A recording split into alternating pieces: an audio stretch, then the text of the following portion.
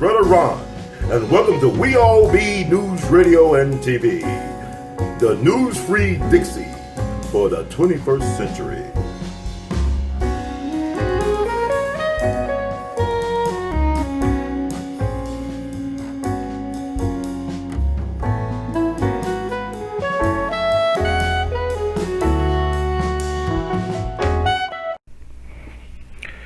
Welcome back, boys and girls, scholars and laymen, the wokish and the woke, the sheeple and the sleepish. Oh, did I say the sleepish? Okay. You know, all that good stuff. It's your brother Ron, also known as R2C2H2 the Artivist, and this is another wonderful edition of We All Be, the Artivist Thinks, Thoughts Provocateur.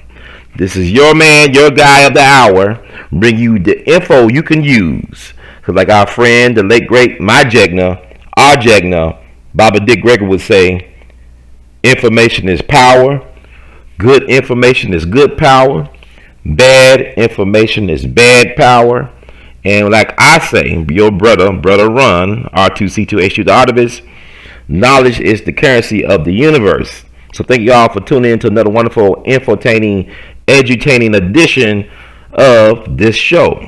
Thank you all for the support, the concerns, the feedback, and the love. Whether it be cash out love, buying Artivist art you can wear and frame, or just send in a good word, a text message, a voicemail, an email, social media post, whatever. Thank you for all that wonderful, powerful energy in this year of 2020. So let's get to it. I want to talk about what foundational black American leadership really looks like, because now people are thinking, they got in their heads now. We just had the Republican National Convention that's wrapped up yesterday. Today's date is August 28th. It's the 57th anniversary of the farce on Washington. I think they had a farce on Washington 2020. Today, I don't know if it went as planned. I just think that if you do stuff like that over and over again and expecting a different result, now that is insanity. That's not practice. It's a dress rehearsal to nothingness. I don't believe in marching. I don't believe in getting permits for a protest. I don't believe in peacefully protesting, because to protest is to not be at peace. It is to be disruptive. Protesting is disruptive. It's not peaceful. It's not agreeable. It's disruptive.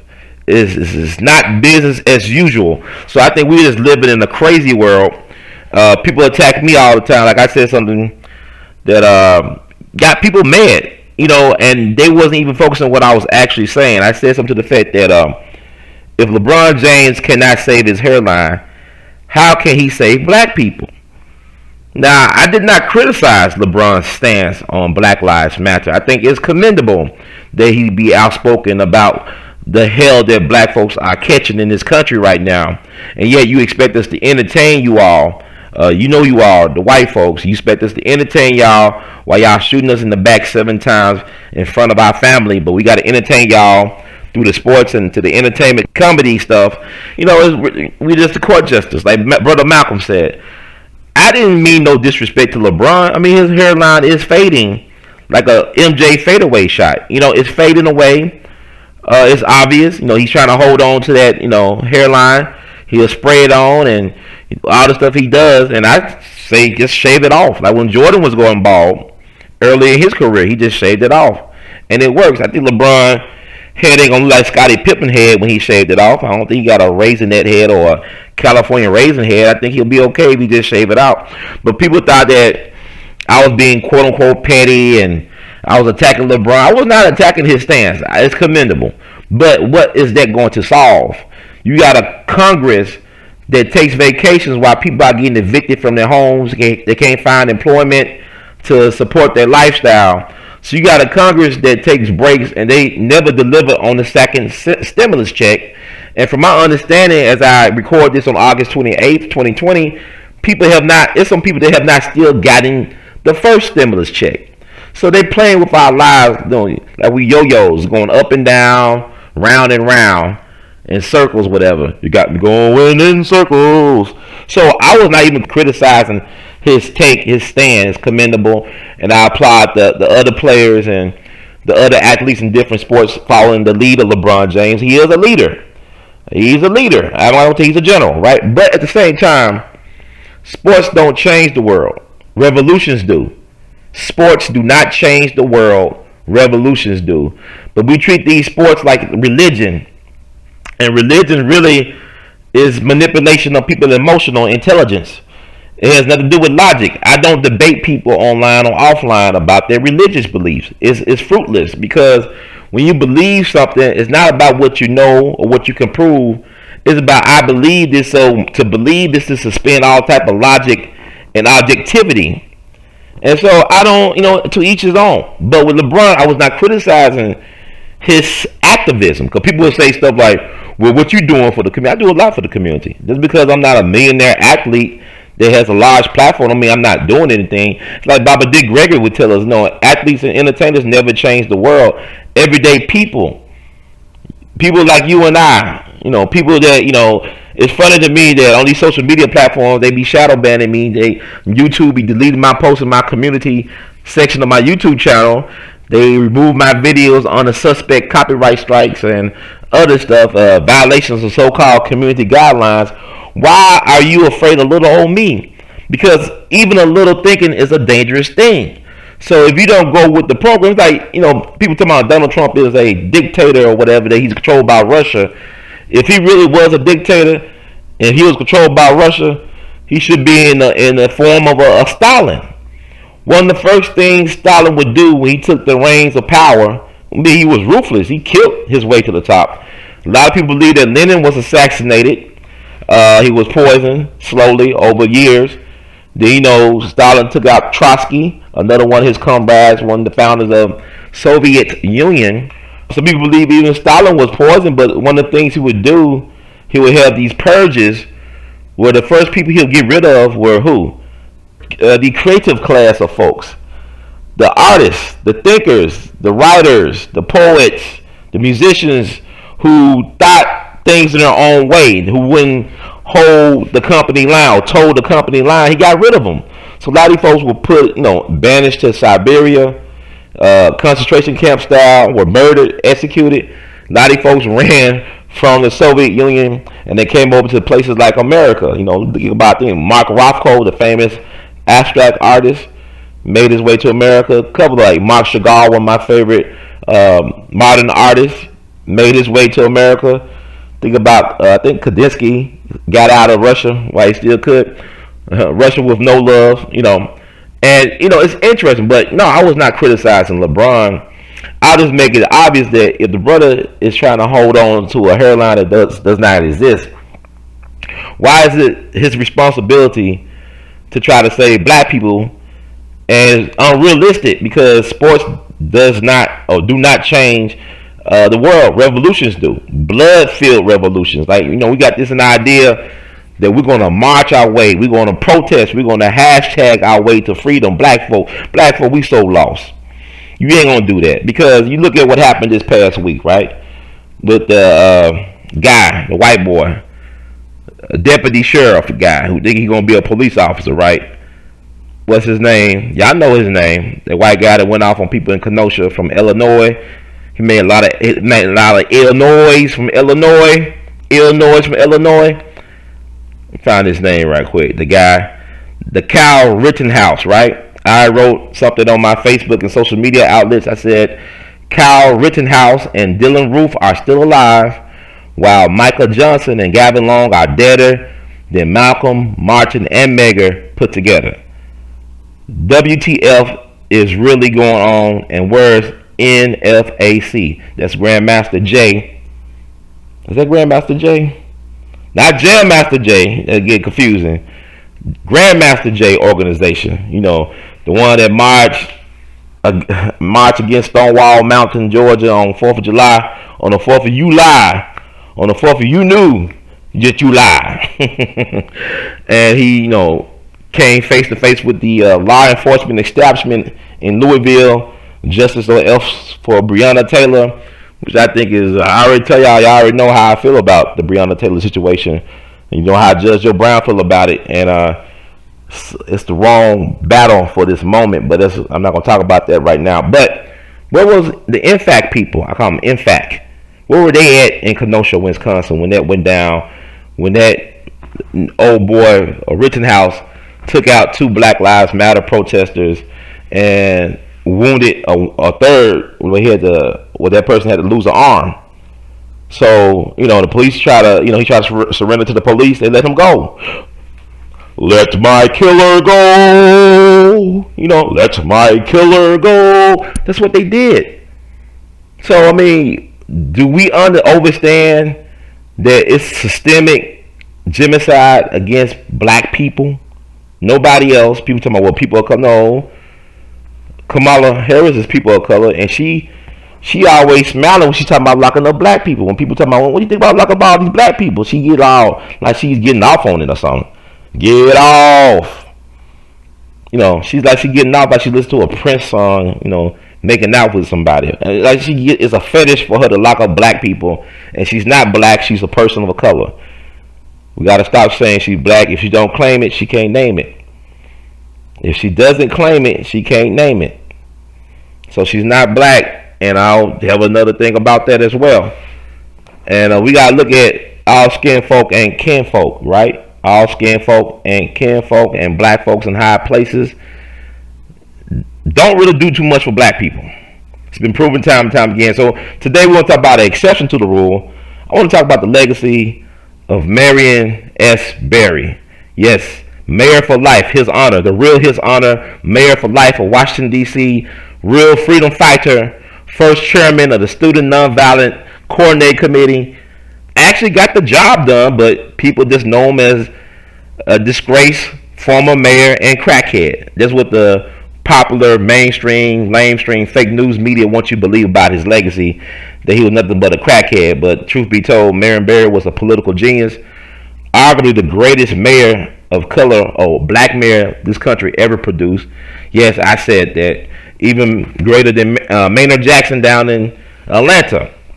And Maynard Jackson, he was a great mayor in terms of making sure that minority contractors got nice, profitable contracts to renovate Hartsfield Airport, which is now known as Jackson Hartsfield Airport, named after Maynard Jackson and the other mayor of Atlanta that was popular, Hartsfield, a white mayor. But you look at what Marion Barry did in the movement, he stayed true to me. He's like, he kind of like if Stokely got involved in electoral politics, that's who Marion Barry is and was. To me, like, he saw himself as a community organizer. He was a grassroots organizer. He's one of the founding members of SNCC, the first chairman. He prided himself on being connected to the community, organizing the community, galvanizing, allocating resources to said community. And I want to talk about this within an hour, about why we should remember Marion Barry in a better way than we do. Do not let these folks tell us who our heroes or heroes and sheroes should be. We also should promote the truth about our heroes and sheroes. We are all flawed people, but you must apply the mailman theory.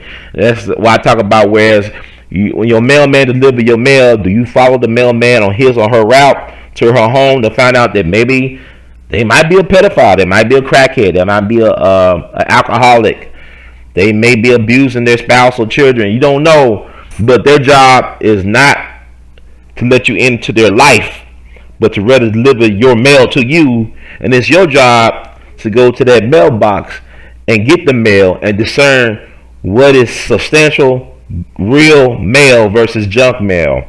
Don't worry about who gave you the message. Focus on dissecting said message and see if you can benefit from that message. So this is what we're going to talk about, because Marion Barry was set up by the government. They were trying to assassinate Marion Barry the night that he smoked crack for the first time. Now, he did, cocaine allegedly in nightclubs. People, it's been well accounted. They got documented that he was abusing drugs and alcohol at one point. He loved women. He loved that WAP. Marion Barry was infatuated with the WAP. But the thing about it is, that night when the FBI set him up in the entrapment by the government, that was his first time attempting to smoke crack. But from talking to Gregory, who detoxed Marion Barry, he saved Marion Barry's life and political career. Because had they found drugs in his system, he would have been, he would not have been qualified to run for mayor again, which he did. He lost one term to run. I think Then he ran for a fourth term and won. He only lost once, I believe. There's a great documentary on Amazon Prime that was produced. It first premiered on HBO called The 9 Lives of Marion Barry. It is worth checking out. It's not that long. It's under 90 minutes long, but it is worth every minute of checking out because it gives a very nuanced and balanced look at the life of Marion Barry. He was still around. His wife Effie, his beautiful wife Effie, was still around. And a lot of his associates talked about Marion Barry and got a lot of historical background. Marion Barry was a very impressive man. Was a brilliant political mind. And like I was trying to echo Bobby Dick Gregory, one of the finest minds on the planet. That was Marion Barry. So we're going to break it down for you all. You know, Marion Barry comes out the Mississippi Delta, born there March 6, 1936 in Itta, Mississippi. Mississippi born, Memphis raised. Watch and movement made. I'll say movement made. You know, Mississippi born, Memphis raised, movement made, and DC validated. All right, DC validated. That's Washington DC. So Marion Barry was a brilliant guy, very active in the community. Grew up in a very strong household. He was the third of 8 children, born to his mother, who passed away actually, I guess, in the last 10 or 11 years. But he went to Booker T. Washington High School in South Memphis. That was like the first black high school in the city of Memphis. And that's an interesting high school. You know, I think every city that got some black folks got a Booker T. Washington High School somewhere. But he went there, then went to Lamar Owen in the same community. That's a historical black college, Lamar Owen College. Graduated from there, got his master's at Fisk University. So he also was a part of the Nashville student movement, which gave us the likes of Reverend C.T. Vivian, John Lewis, James Lawson, Diane Nash, James Bevel. Some of the icons of the movement got started as student activists in the Nashville student movement back in 1960. They had the Silent March, and Marion was a part of that. So he's always very vocal. And Memphis is a fascinating place. Mississippi Delta is an amazing place. A lot of brilliant people come out the Mississippi Delta. And you look at our black high schools in Memphis, produce some prominent people. If I talk about Booker T. Washington High School, there's some very great people that come out to high school, teachers and students alike. You got like Maurice White, the founder of Earth, Wind, and Fire. He was born in Memphis, and he went to high school at Booker T. Washington. This is the founder of one, arguably, if not the greatest, one of the greatest R&B groups of all time, visionary groups, Earth, Wind, and Fire. Maurice White went to Booker T. Washington High School. Arguably the first black rock and roll star, Johnny Ace, John Marshall Alexander Jr. went to Booker T. Washington High School. This guy was a part of the famous Bill Streeters, you know, that included B.B. King, Bobby Blue Bland, Junior Parker, Roscoe Gordon, Earl Forrest, and like, you know, it's an amazing group, right? But Johnny was the breakout star before a lot of them guys. In order to get Johnny back in the day, you had to have either Bobby Blue Bland, B.B. King, or Little Richard as opening acts. Now, them guys are in a whole bunch of music Hall of Fame, and Johnny Ace ain't in one Hall of Fame, which is crazy. You know, he accidentally killed himself Christmas night, 1954, doing a concert down in Houston at the City Auditorium. He had his girlfriend. He was married at the time, but he had his girlfriend, Olivia Gibbs, sitting on lap. He was known for pointing his gun at people and pulling the trigger, shooting signs while they were driving down the road and all that stuff. He was young. So he, you know, thought the gun was empty. He turned the gun on himself, pulled the trigger, and he dead at 25. Had a big funeral at Claiborne Temple back on January 2nd, I believe, 1955.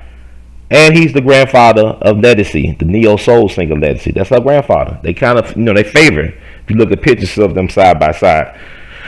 Also, he had Lucy Campbell, the mother of gospel music, was a longtime teacher at Booker T. Washington High School. She also was the music director for the National Baptist Convention, the Black Baptist Convention, whatever. And she was the mentor to Marian Anderson, as well as Mahalia Jackson, very prolific gospel songwriter, and an activist in her own right. That's Lucy Campbell from Duck Hill, Mississippi, prominent educator at Booker T. Washington High School, where Marion Barry went to school.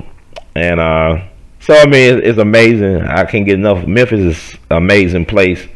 Produced a lot of interesting people like a Marion Barry. And that's a Mississippi Delta mythology. And so, not to bore you all, let me see. Nat D. Williams, one of the first black radio disc jockeys in the country. Historian, longtime teacher at Booker T. Washington.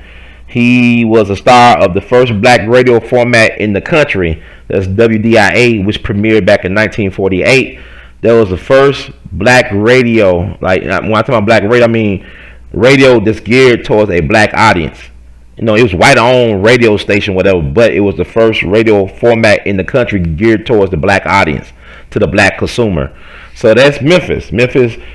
Without Memphis, you don't have about in America. And like I always say, you know, FedEx and Holiday Inn, AutoZone, they all started. They still headquartered in Memphis. So you know, you got that going. Memphis is an amazing place.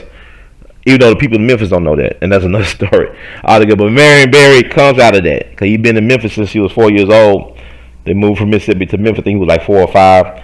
His father died when he was young. I think like when he was 4. So his mom ended up moving to Memphis with his siblings. So he was just, you know, Marion Barry was amazing because he was an activist. I mean, he went to the streets like in Nashville. He was a part of the student movement.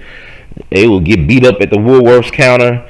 You know, they integrated Woolworths and other places. But, you know, he was just credits short of graduating with a PhD in chemistry at the University of Tennessee, Knoxville, when he decided that he's going to dedicate his whole life to the movement, to serving his people. Like he was credit short from just getting his doctorate. He said, to hell with it. I'm going to Washington, D.C. to serve my people.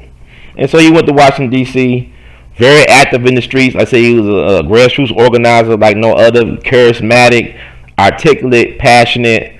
He started a program called Pride, which makes sure that, you know, black boys can have a rites of passage to become black men. You know, for boys coming home, black men coming home from prison, found some employment with Pride.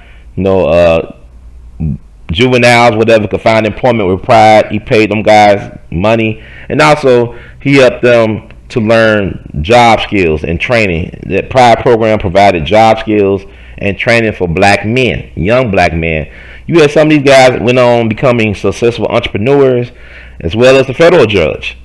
One guy was a federal judge. He was interviewed for Marion Barry's documentary, The 9 Lives of Marion Barry. Like I said, check that out on Amazon Prime while you still can, or maybe it's available on other internet outlets and video on demand. But I got Amazon Prime, so it's on there right now, and it's worth looking at. But he started that program. This is before he was mayor. He made sure that black men can have some pride, can have their back straightened up and walk down the street with their heads held high and with some pride, while at the same time beautifying the community, you know, picking up garbage, doing other things. So he started that program with the help of support of the U.S. Department of Labor. So this is back in the late 60s. And, you know, it's interesting, when he become mayor, this is when the first time that D.C. government, local D.C. government is given home rule. When I mean my home rule, that the local government gets to control their budget. You know, because D.C. is a place where it's, at that time, a large black population, still a southern town, but the residents of D.C. were not allowed to vote. So I think that's right. They were not recognized. They're not recognized as a state or nothing like that. They're just a city, an independent city. If I'm getting it right, I know y'all correct me. Just go look online. But when he became mayor in '79, he was able to control that budget. And what Barry did was genius. This way, a couple of things he did. I want to give y'all talking points because people are going to call him a crackhead because based on what the white man media or the devil media may say about Marion Barry's legacy. But there's a reason why they don't want you to know about Marion Barry.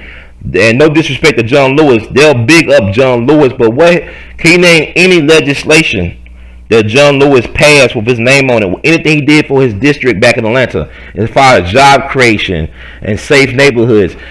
You can't name me something. But yet his legacy is so embellished.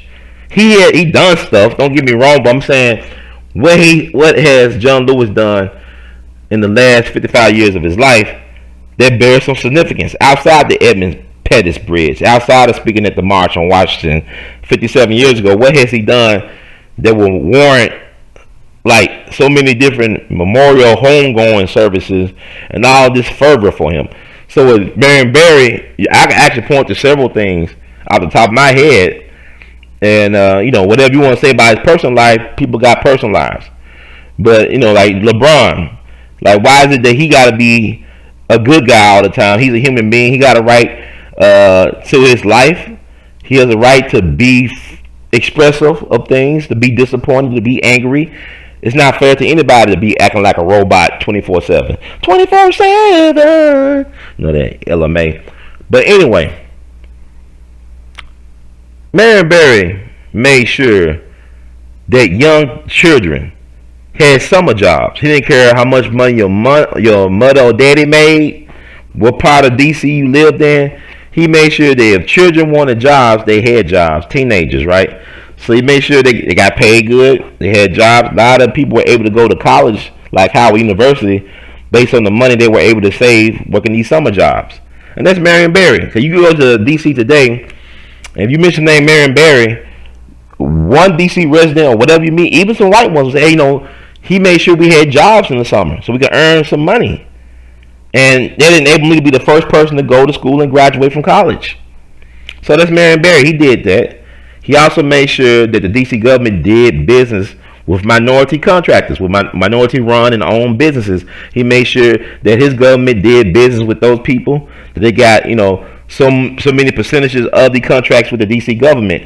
So he actually helped create the largest black middle class at the time in the nation.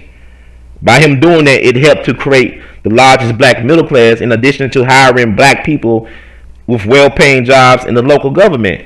And he made sure he hired black folks that look dark like him or even darker, like black people, not light compares for white. You got someone that look at his wife Effie, but what I'm saying is he looked out for black folks who traditionally would not get certain jobs based on colorism, institutional colorism. So he had people black like me, dark like you, whatever, working these jobs, getting paid well. So that led, in addition to the entrepreneurship that he created for minority, I call them black businesses, to get these nice lucrative contracts with the city of DC, created the largest black middle class at one point in the country, and also a millionaire business class. So needless to say, he was very popular among black people. And that's why they call him Mayor for Life. And regardless how many times he fell down like Humpty Dumpty, black folks still loved him in DC. Mayor for Life. Now, I ain't saying all black people loved him, but if you think about it, Marion Barry was what you call a public servant. Now, he held political office, but he was about serving the people. He was trying to continue what he started in the movement when he was a young man. You understand what I'm saying? When he was a young man. But even that, when he was a kid coming up, as a newspaper boy, right? The newspaper people said, if you sell so many papers, like, if you sell 15 papers, whatever, or no, wait a minute, you get 15 new subscribers on your paper route, they'll give you a trip to New Orleans. So Marion Barry was able to get, look at Marion Barry as an older man. He's very charismatic, very articulate, very passionate, motivated, self-motivated. Hard to say no to a person like that. Very enterprising, a great salesman for his ideas and causes. So he was able to get those 15 subscribers and then some.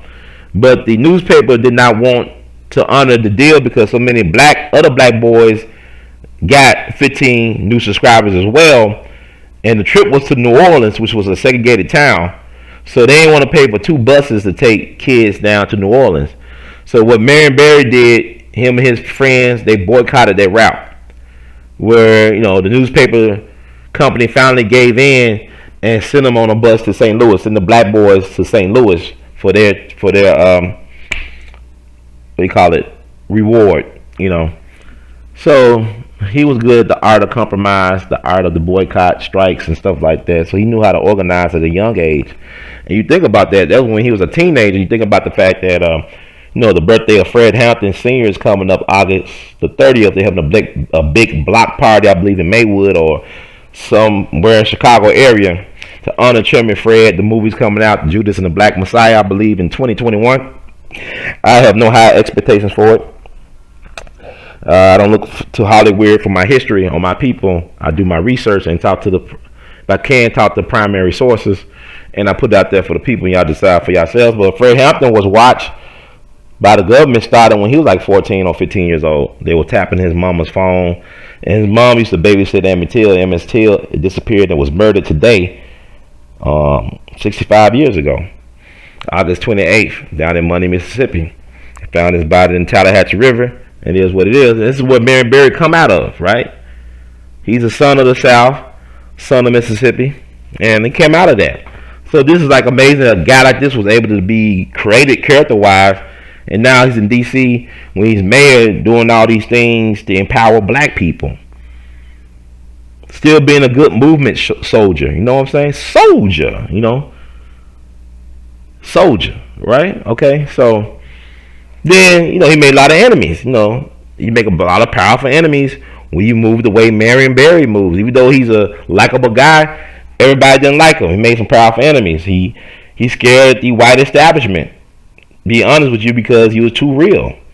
And the thing about Marion Barry was beautiful. You might call you call him a womanizer. You can even call him a crackhead, but he wasn't corrupted. He was an honest broker. Now, he had people in his administration that overstepped their bounds, like every administration does. People got ideas about how they want to run said organization. Look at Elijah Muhammad, Nation of Islam, and the situation with Malcolm. I can't say that's all on Elijah Muhammad, because you got people in between these guys.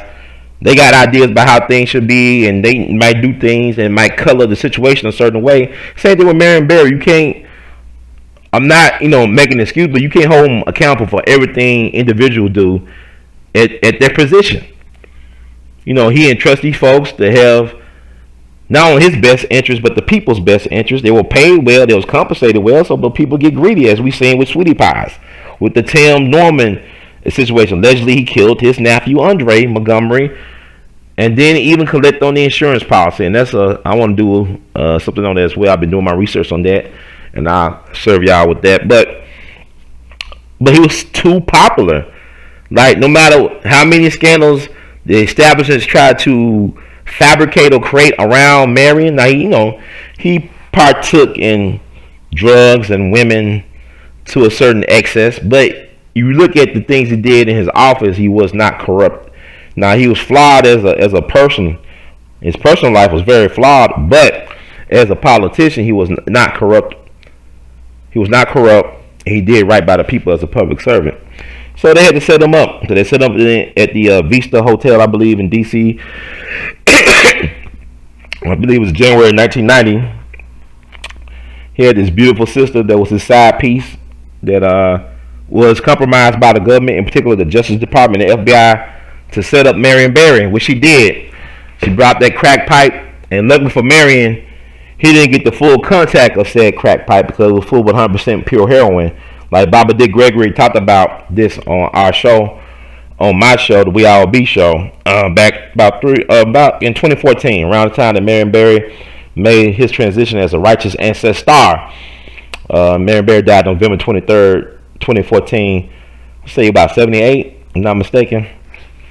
But he talked about, had he got the full contact of that hit, he would have died that night, because he said there was 2 ambulances outside the hotel, and he said normally on a, what do you call that, stakeout or whatever, you don't bring ambulances unless you expect somebody to die.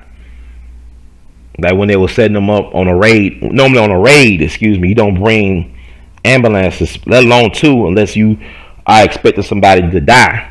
So, luckily, God had other plans for Marion. The righteous ancestors pushed him back so you couldn't get their full contact. The feds rushed in. They all rushed in, the feds. He basically said the female dog set him up. It was a setup, and he was mad at himself because, like, he was trying to meet her downstairs. He didn't want to go to the room and skip on trying to say, come to my room. Let's chill out. Whatever. So they got him. So he served 6 months in prison. But, what's interesting, Dick Gregory saved his life. And y'all can find that video of Dick talking about how he saved Marion Barry's life in We All Be TV in our playlist for Dick Gregory. Baba Dick Gregory Speaks. But also this on We All Be TV on YouTube for the moment anyway. And even Marion Barry in his book, Married for Life, that came out the same year he passed away. I got a copy. I got a signed copy of that book. He talked about how Dick Gregory saved his life because that incident happened on a Thursday, and he had to get extensive drug testing. But because I think he got tested on Friday, but he had to wait till Monday for the second drug test. So what Dick did is he had Marion Barry sit in a bathtub of hot water with Epsom salt and some other stuff for 18 hours to get that toxins out of his body. And you think about Marion Barry. Marion Barry was such a busybody. The man was a man about town, and he's just. I said, how you get him to stay in a tub for 18 hours? He said, because he trusted me and respected me, and that means a lot to Dick. Because he helped Michael Jackson out, put him on a 30-day water diet, and he was very close to Michael. Dick is like one of them guys you can't believe he actually exists. You think he's some figment of Hollywood's imagination, but he's like Forrest Gump with a brain. Dick is always on the scene somewhere helping somebody behind the scenes. And he was such a humble man, he didn't talk about it, but he literally saved Marion Barry's career as well as life. Because had he not did that for Marion Barry, got on detox, he would not have been able to run for mayor again. He ran and got a 4th term as mayor, and he was a city councilman. He ran later on and died while city councilman, serving his people, I think, in District 8. But it talks about that in the 9 Lives of Marion Barry. Y'all should check it out.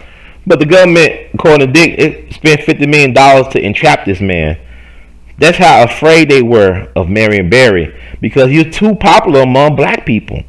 Like, when you voted for Marion Barry, black folks actually got something for their vote. It was no symbolic crap. It was no, we got to vote now to get this person out, and we could talk about our grievances later on. He empowered black folks. He believed, hey, you vote for me, I'm going to do right by you guys. You are my constituents. I answer to you all. Even when we fall down, but we get up. Every time he fell down, the black folks got him up. Said, Marion, we love you madly. We're not going to let them get you, man. We got your back. That's who he was. That's who he was. And you talking about, the budget was going crazy. Look at the Mayor of Chicago Daily. All these gangsters, Rizzo, Philadelphia. Look at Nancy Pelosi's daddy who ran Baltimore. All this, all politics is legalized, organized crime. Politics in this country is legalized, organized crime. Prohibition, if there was no prohibition, you couldn't have no Al Capone and Lucky Lucianos, all this stuff that people like to celebrate the mafia. The mafia exists because they are a product of this American government. Prohibition created the mafia. Just like the government created the hood rat. The hood rat is a government invention. What are the projects? Housing known as the projects, right? We're a project. We're guinea pigs and lab rats for the system. And we're collateral damage. And this is why it's so important that I talk the way I talk. And, I don't need no co-signers. Just go online. Take a look. It's all online and read some books. What I'm saying is the truth. So that's the only way they could get Marion Barry, by entrapping him. See, I got a problem when the government entraps people, because that means the game is rigged. You're not playing fair. But the laws ain't never been to be fair for black people to begin with, if you consider so-called black. But what I'm saying is, you just can't catch me in my natural act, because naturally, at that time, Marion Barry, his drug of choice was cocaine, not smoking crack pipes. He didn't know how to smoke it. She had to show him how to smoke it. Look at the video. It's very grainy. You spending $50 million, you should have like some NASA space. Well, the moon landing is questionable. That's grainy footage too. But anyway, they ain't going to talk about that. But the government actually spent $50 million just to get this guy because he was helping black people. And don't tell me about his personal, because Washington, D.C. is an interesting town. It's like it goes back to another great black man, Adam Clayton Powell Jr. And people like, oh man, he was arrogant, he was cocky, but he was effective. He got the job done for black America and also for white America. It was his thinking. The things he did in Congress helped to create the National Endowment for the Arts. He was the guy behind Lyndon B. Johnson's Great Society program. He helped create Affirmative Action. He helped do a lot of things that benefited America. And he could pass for white. But he chose to be black. You can't make Kamala Harris black when she ain't choosing to be black. You know what I'm saying? She chose to be Asian American or Indian American when she doesn't be being black. She's a person of color, but she AKA, but now she ain't choose. Adam Clayton Powell, you look at Adam Clayton Powell, you think you seeing a white man until you hear him speaking. And then you see his actions. And so like even with Adam Clayton Powell Jr., they tried to discredit his legacy. They had him on The Godfather Holland acting like a clown. He was a serious man. He took on the mob. He named the names of the mafiosi on the floors of Congress. Right? for the congressional record. He had no fear. That man was fear. He was doing the stuff that Dr. King and them was doing in the 50s. Adam Clayton Powell Jr. was doing that stuff in the 30s and 40s. Bus boycotts, boycotting stores, sit-ins, all that stuff. He was doing that up in New York back in the 1930s and 40s. But he's not even hardly talked about today. How is that so? He's effective. But yet John Lewis and Elijah Cummings, are they on the level of Adam Clayton Powell Jr.? No, not by a long shot. And they replaced Adam Clayton Powell Jr. with Charlie Rangel, who probably was the real American gangster and slum lord of Harlem. I think Charlie Rangel probably more powerful than Nicky Barnes, Frank Lucas, Bumpy Johnson, all them put together. And he was a slum lord. And he's still around, I think. I call him Mr. Pringles. Like the Pringles guy, very greasy. But what Adam Clayton Powell Jr. was, his issue was that y'all attacking me. You know I love WAP. He loved the WAP. He never had it. He said, I'm not corrupt. I'm just doing what the white boys do.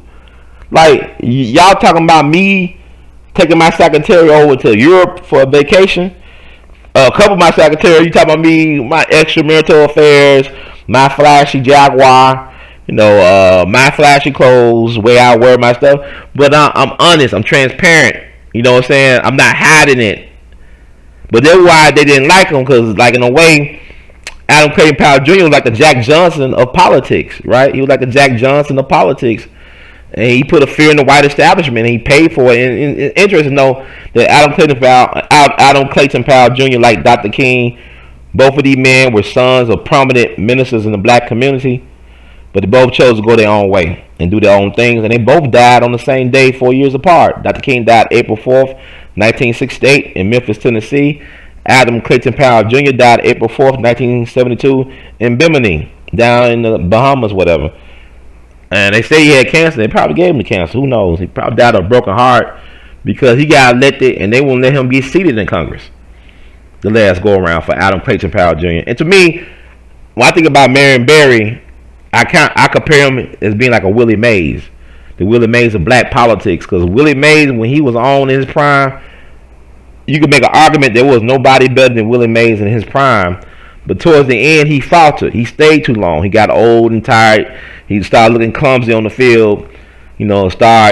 Back speed wasn't there. Hitting the balls and stuff. But it's kind of like how Marion Barry is like, okay, a lot of the great ones don't know when to leave. It's like Ali. He stayed too long in the ring and it cost him. A lot of the great ones don't know how to step out their stage. And it's hard. Even with Jordan, he had the perfect, goodbye. When he shot the shot, he shot. It should have been the perfect goodbye from that, but he came back and played for the Wizards, whatever. And his legacy is still great, but it kind of put a damper on things a little bit, but not really. But like with Marion Barry, he died while in office of city council. People still loved him and where he started. But yet people, when they talk about Marion, for example, they just recently unveiled I think it was an 8-foot statue in D.C. in honor of Marion Barry, maybe a couple years ago. And that was a very polarizing thing for a lot of people, but you cannot dismiss his influence on D.C. and what he was able to do for the black citizens of D.C. Now, people talking about the crack epidemic. Now, why is that Barry's responsibility?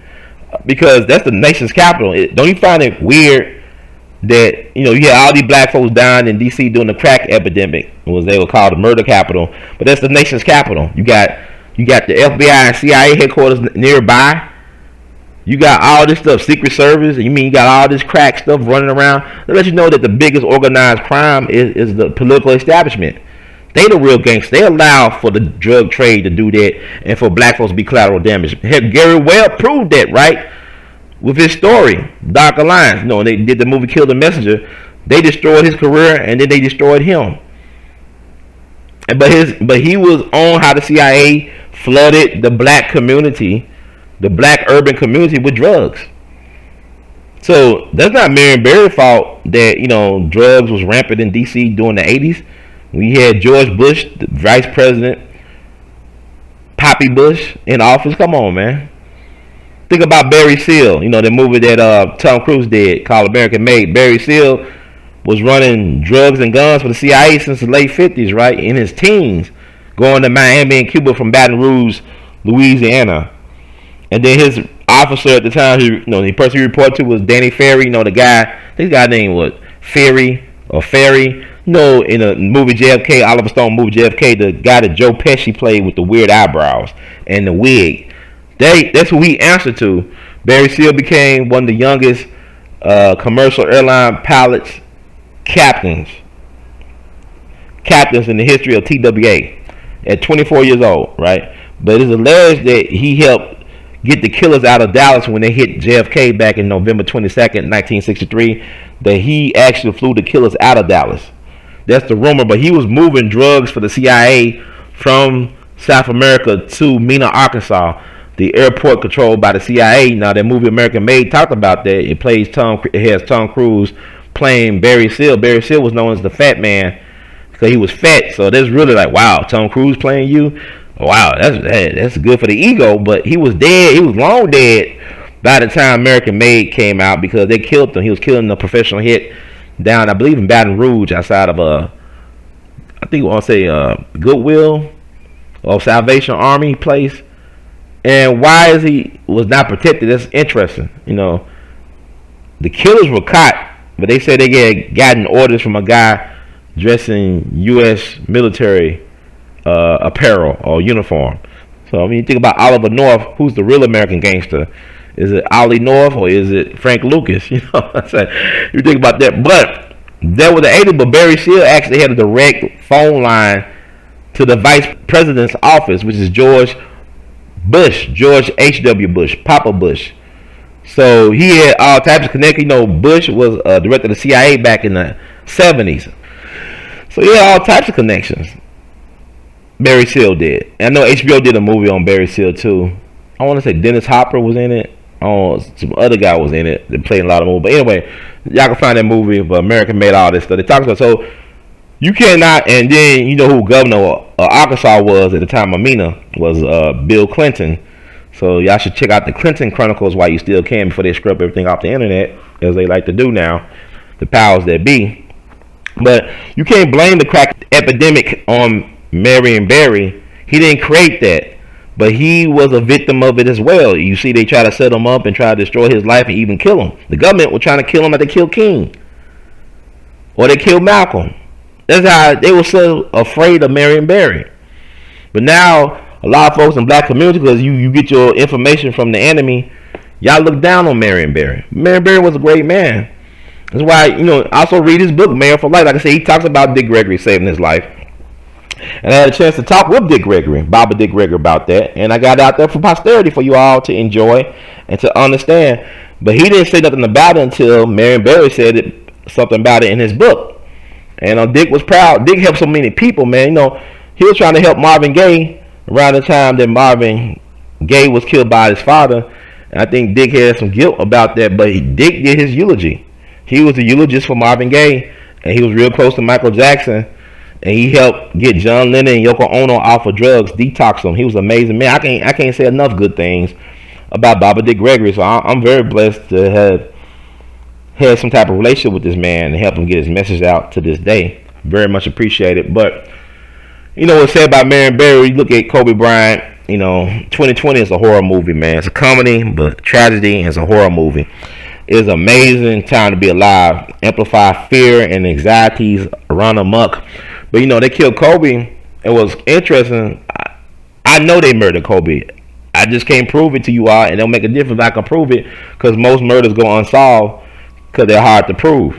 And with Kobe, not only did he die, but 8 other people died with him. The number 8, which is interesting, it was an early number. But also his legacy, Gigi, his daughter, who was gonna follow in his basketball footsteps. He had, Kobe had other daughters, but she was more passionate about her father's basketball than the other daughters were. And so she was gonna be the one that's gonna carry Kobe's legacy in basketball, and they killed her with Kobe. And what these people do, they do that. They'll kill not only you, they'll kill your legacies. Look at the Kennedy family. The Bush family have not been touched at all, which is interesting. They die in their sleep at old age and stuff in their 90s. But you look at the Kennedys, they dying out in public, head getting blown off in public, whether it be on the streets of Dallas or in the hotel, the Ambassador Hotel in Los Angeles, or in airplanes over the ocean like JFK Jr. They killed Robert Kennedy's granddaughter and great grandson, this year. And one of his other granddaughters died of an overdose last year. It's Robert Kennedy, RFK. But with the Bushes, they lived long time. And Marion Barry lost his son. A guy who was about my age. Marion Christopher Barry. That's his son. Handsome guy, gonna be like the heir apparent. Like he was gonna be the one that's gonna really take his father's legacy and take it to the next level. But that's too much pressure for anybody to be be the son of a great parent or somebody who has a legendary status. Not everybody could follow those acts. You think Michael Jordan's sons or daughter can live up to his basketball greatness? It'll be hard to do. I think Kobe's daughter was up to the task. I look at somebody like Michael Douglas. I applaud him for making himself a legend in his own right, because his father was Kirk Douglas, a legendary, iconic Hollywood actor. But Michael Douglas was able to make his own lane. So I applaud any person that has to deal with the fact that you might be the son or daughter of a famous and this recognized, brilliant, talented individual. But I think he had his own drug issues and demons dealing with. And he died August 14th, 2016, at the age of 36. He was my age. We were both born in 1980. And that's sad that we lose him like that. But I wonder, did they kill him? Because he was using some designer drugs and he just died. They could have gave him that package, that hot package on them drugs, man. You never know. A lot of times with these drugs, these street drugs, it's not the drugs itself that's killing people. It's the things they use to cut the drugs with. To cut the drugs is killing people. It's not the actual drug itself. So, but you never know. But that was, from my understanding, Marion Barry's only child. So his line died with him. Just like with Andre Montgomery, Miss Robbie's grandson. Her son died tragically early, gang-related violence out in California, and that was his only son. And that was, that line of the, that Montgomery line and died out with Andre, March 14th, 2016. We're going to talk about that in another podcast. But, yeah, man, it's sad. But Marion Barry's legacy is a living one because he helped so many people. And people should research his example and never let his name die. You should always speak the name of Marion Barry in a respectful way. His middle name, or his initial was S. And he just had S. He didn't know what it stood for, but he just chose a name at the newspaper, Shepaloff. So it's Marion Shepaloff Barry. And Shepaloff is referring to a guy named Dmitry Shepaloff, who was a Soviet Union politician, well-known and very powerful Soviet Union politician. So Shepaloff. So it's Marion Shepaloff Barry. That's his name. And it's kind of like Harry S. Truman. I believe the S, the middle initial was not a name. I don't think he had a middle name. He just put the S there because it sounds good. Harry S. Truman, right? So that's Marion Barry. I hope I did him justice. Y'all can find all this stuff online. Like I said, Baba D. Gregory. I think I might include Baba D. Gregory's thing about Marion Barry with this podcast, so y'all can have a better understanding. So if you like the words from Brother Herb, please spread the word. You can subscribe on YouTube, We All Be TV, one word. That's We All Be TV, one word.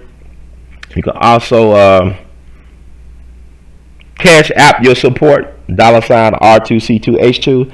That's $R2C2H2, $R2C2H2. Vimo, your support, R2C2H2, R2C2H2, R2C2H2. PayPal or Google Pay your support, R2C2H2 at gmail.com. That's R2C2H2 at gmail.com. You can buy Art of His Art, R2C2H2.com. That's R2C2H2.com. And you wear Art of His Art. Look at the video below the video description. There's a shelf of some of my latest and greatest t-shirts. This is all my original artwork on that t-shirts. I'm a visual artist as well as a artist. Play trumpet. I talk a lot of stuff. Hopefully it makes some sense to what I'm saying. The words come out of my mouth. So yeah, thank you all for listening once again.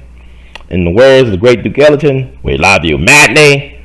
Keep on producing and pushing, and we'll see you, or we'll feed you with knowledge next time. See how it works somewhere. Let my people know. I was going to ask you about your friend Marion Barry. Can you tell some insight about Marion Barry? I know you was over in California with Oprah, but you would have been at his funeral. I went to the early funeral. The funeral lasted 4 days. First, what a human being he was. He was one of the founders of SNCC.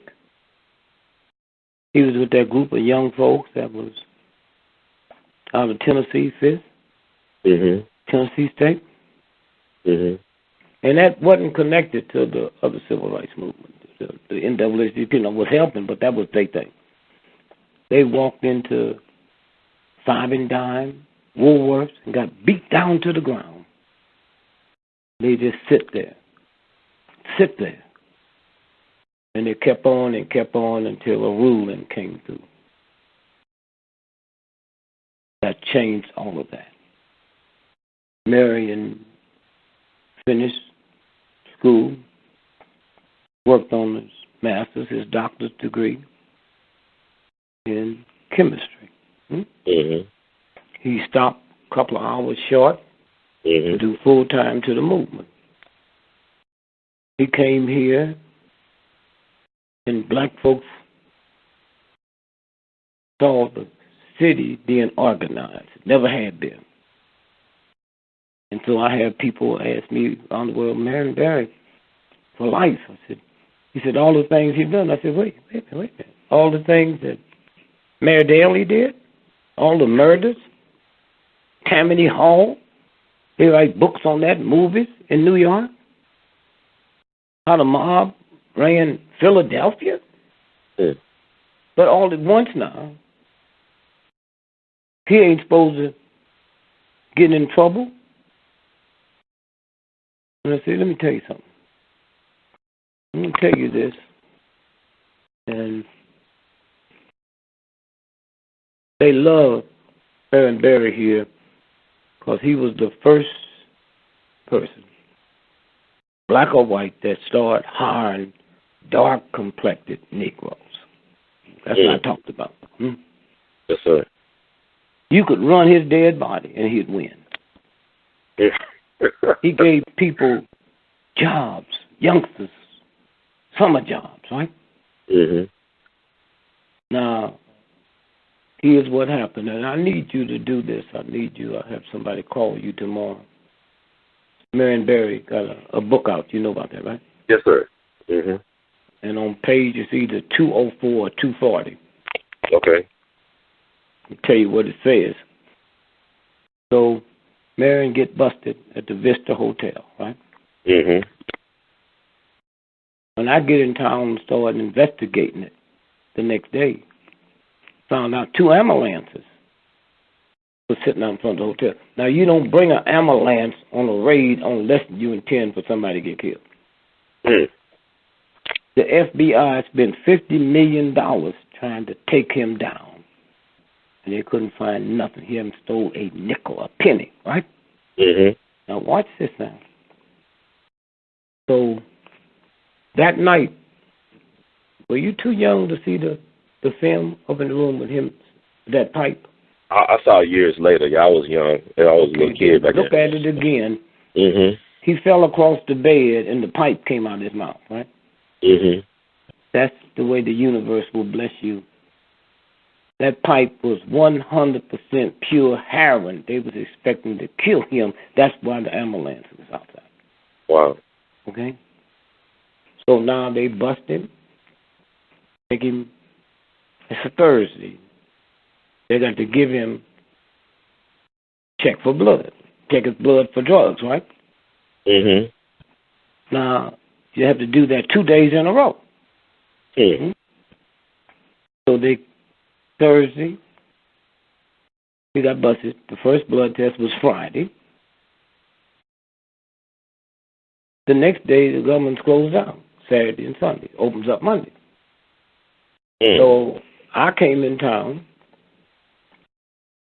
and went by his house and said, okay, here's what I'm going to do.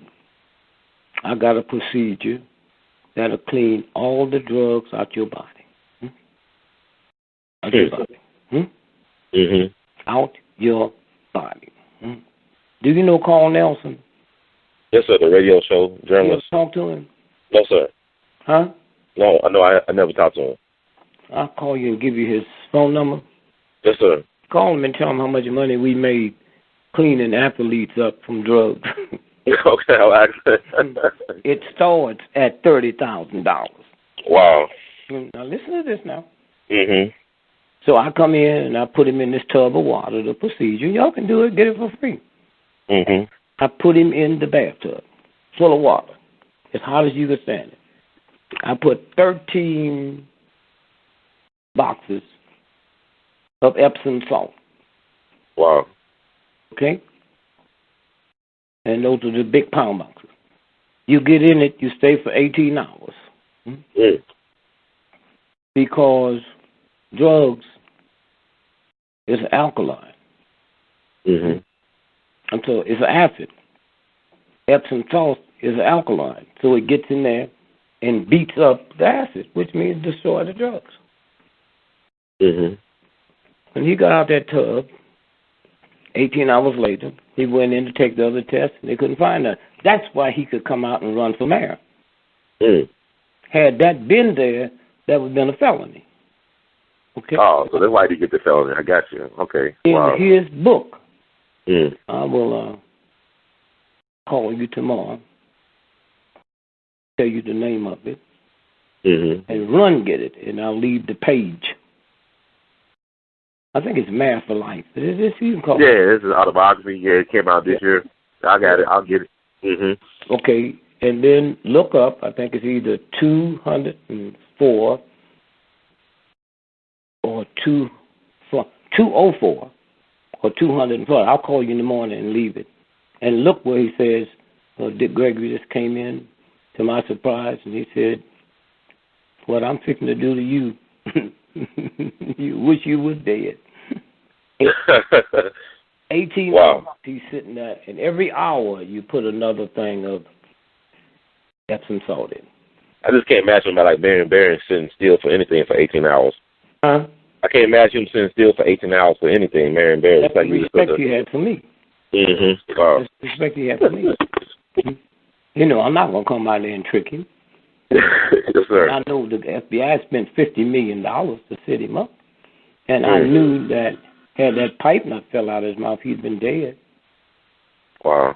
And I never mentioned that to nobody except till he put it in his book. Wow, you have so many people. Wow, wow. So anyway, what a brother. What a brother. And they proved that when the 4 days they honored him. Yes, okay, sir. Doc, I'm going to run.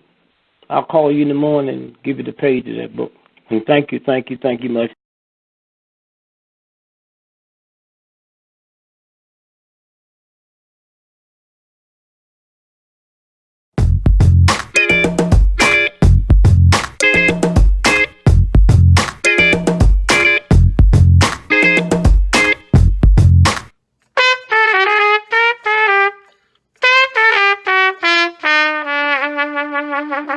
Hey, everybody, this is Brother Ron. I am asking you all to do me a big favor. Think about supporting the We All Be movement. Your donation is tax deductible. The We All Be Group Incorporated is a recognized 501c3. And I'm just asking you all because I want to keep on bringing y'all quality work through the way that I know how to do best. And I'm going to sing my praises and toot my horn. A lot of y'all were not hip to Dick Gregory until Brother Ron brought him on the We All Be platform, until that jingle review we did. Y'all seen another side of Judge Joe Brown, and Judge Joe Brown's message has been amplified. But it was We All Be that brought Judge Joe Brown to y'all back in 2014. And so many others. And we covered so many things. So help us out so we can help you all. Peace.